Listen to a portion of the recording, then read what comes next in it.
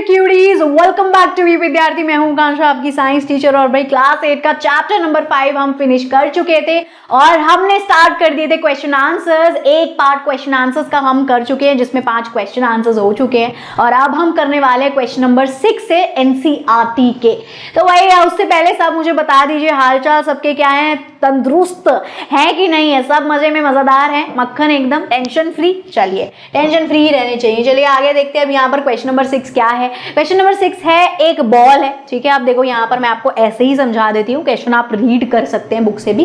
तो क्वेश्चन में ये कह रहे हैं ये कि अब यहाँ पर एक पॉइंट है P, एक पॉइंट है A, दिख रहा है आपको, ठीक है।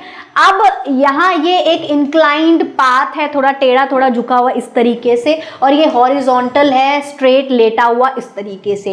अब एक बॉल है जो P वाले पाथ से हम रिलीज कर रहे हैं, छोड़ रहे हैं, जो यहाँ से होते हुए A पॉइंट तक जाएगी, है ना। लेकिन यहाँ इन्होंने हमें एक सिचुएशन दे दी, ये कह रहे हैं, 2 सिचुएशन दिए, ये कह रहे हैं कि भाई ऐसा क्या हमें करना चाहिए जिससे कि जो ये बॉल है A से पहले ही रुक जाए, A पॉइंट से पहले ही रुक जाए। और दूसरे केस में हमसे पूछ रहे हैं कि अब हम ऐसा क्या करें कि ये बॉल A को भी क्रॉस कर जाए। तो अब यहाँ फंडा है क्या, सबसे पहले यहाँ लॉजिक क्या है, ये बॉल मूव कर किस वजह से रही है। भाई फ्रिक्शन, यहाँ पर फ्रिक्शनल फोर्स का काम है। जो बॉल है और जो सरफेस है उनके बीच में क्या है, एक तरीके का फ्रिक्शनल फोर्स है। चलिए आइए देख लेते हैं आंसर में। To make the ball stop, उस बॉल को रोकने के लिए हमें क्या करना होगा, रोकने के लिए बिफोर A पॉइंट से पहले वो बॉल रुक जाए, हमें उसके लिए क्या करना होगा, जो इसका पाथ है ये वाला, ये थोड़ा रफ बनाना होगा, थोड़ा दरदरा बनाना होगा, इसमें इररेगुलरिटीज डालनी होगी।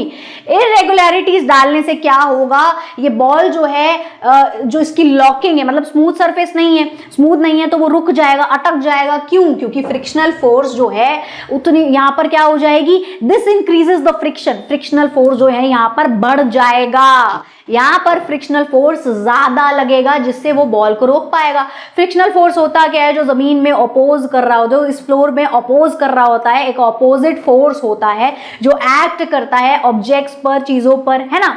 तो अब यहाँ पर क्या है, फ्रिक्शनल फोर्स बढ़ गया है, फ्रिक्शनल फोर्स बढ़ गया है तो फिर वो स्लो डाउन कर देगा उस बॉल को, ठीक है, जल्दी रोक देगा।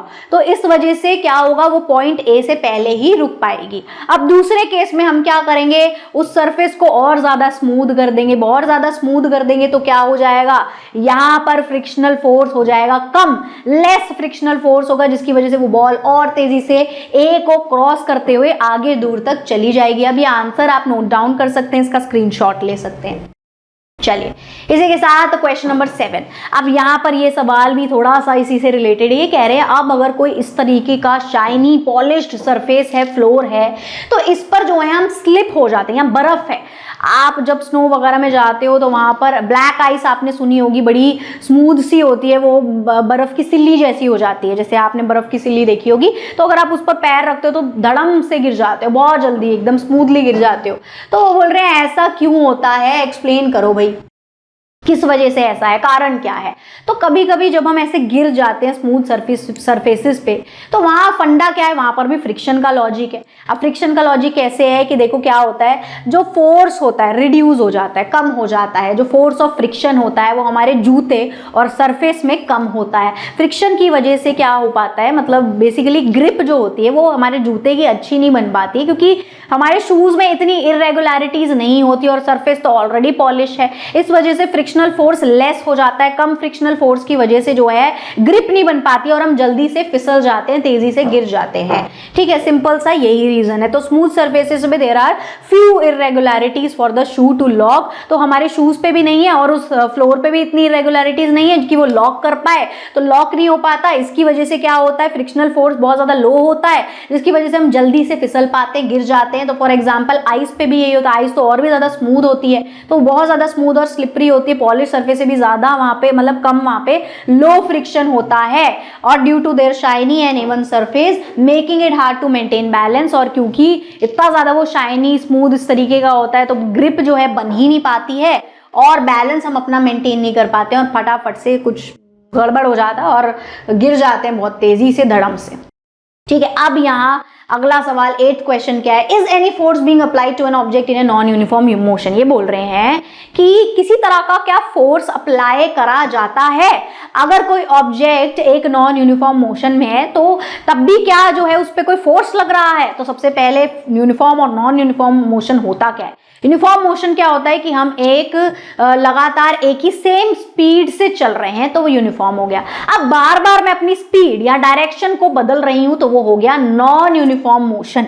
ठीक है, तो नॉन यूनिफॉर्म मोशन में भी तो हमें फोर्स चाहिए। हमने पढ़ा था कि भैया फोर्स को भी जो फोर्स क्या कहते हैं स्पीड की, अगर हमें किसी चीज की किसी ऑब्जेक्ट की स्पीड या डायरेक्शन चेंज करनी है तब भी हमें उसके लिए भी फोर्स लगाना पड़ता है, तभी हम किसी चीज को या तो उसकी स्पीड स्लो या तेज या डायरेक्शन बदल सकते हैं। तो यही लॉजिक है। This is because non uniform motion means the object speed और डायरेक्शन इज चेंजिंग। इसमें क्या है कि स्पीड या डायरेक्शन चेंज हो रही है, तो ऑलवेज हमें उसके लिए भी फोर्स लगाना ही पड़ेगा ताकि उसकी स्पीड या डायरेक्शन जो है चेंज हो पाए।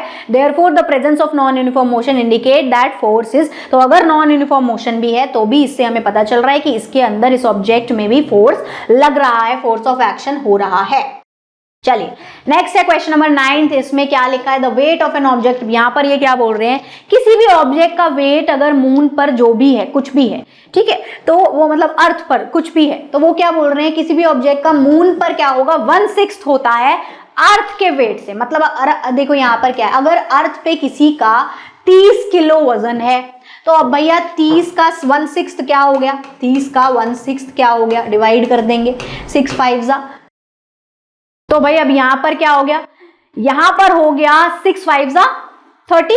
ठीक है, तो भाई 5 किलो का वेट उसका सिर्फ रह जाएगा कहां पर, मून पर। ठीक है, ये लॉजिक है बस छोटा सा। तो ये चीज क्यों है, अब रीजन क्या है, क्योंकि भाई मून पर ग्रेविटेशनल फोर्स कम होता है, बहुत ही माइनर होता है, और मून छोटा भी होता है साइज में, उसमें साइज और मास में, इस वजह से ऐसा होता है। तो weight of an object on the moon become 1/6, जो किसी भी ऑब्जेक्ट का वेट जो है मून पे 1/6 हो जाता है कंपैरेटिवली अर्थ पे जो उसका वेट हो, क्योंकि जो वेट है, weight is the gravitational force. Weight होता ही क्या है, एक ग्रेविटेशनल फोर्स कितना लग रहा है एक ऑब्जेक्ट पे, वही तो वेट होता है।